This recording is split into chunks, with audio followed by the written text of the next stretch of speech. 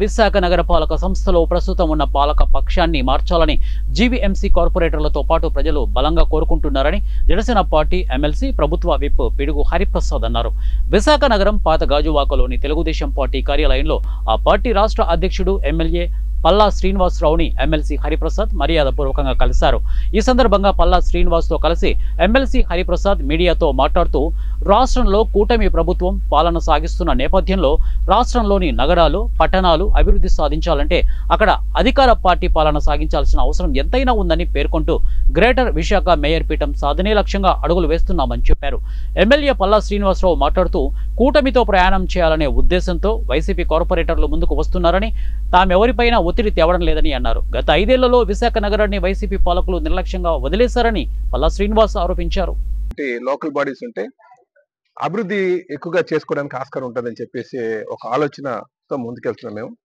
కనుక ఇక్కడ చాలా మంది అటు వైసీపీలో గెలిచి కూటమితో ప్రయాణం చేయాలనే ఉద్దేశం చాలా మంది ఉన్నారు. కొంతమంది బీజేపీలోకి వెళ్ళారు, కొంతమంది జనసేనలోకి వెళ్ళారు, కొంతమంది టీడీపీలోకి కూడా రావడం జరిగింది. అయితే ఇందులో మీరు అందరూ ప్రధానంగా మీ ద్వారా ప్రజలకు తెలియజేసేది, ఎవరిని కూడా మేము బలవంతం పెట్టట్లేదు.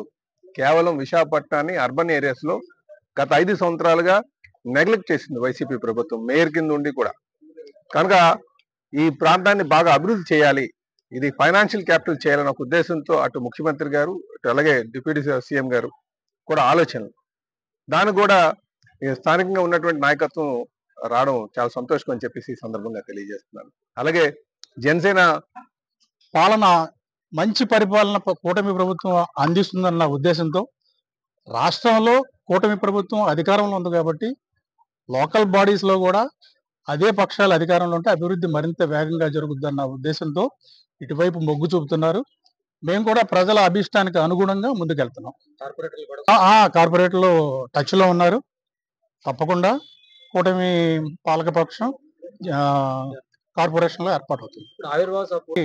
ఆవిర్భావ సభ మీ అందరికీ తెలిసిందే, గ్రాండ్ సక్సెస్. అనుకున్న దానికంటే ఎక్కువ మంది ప్రజలు వచ్చి ఆ సభని ఆశీర్వదించారు.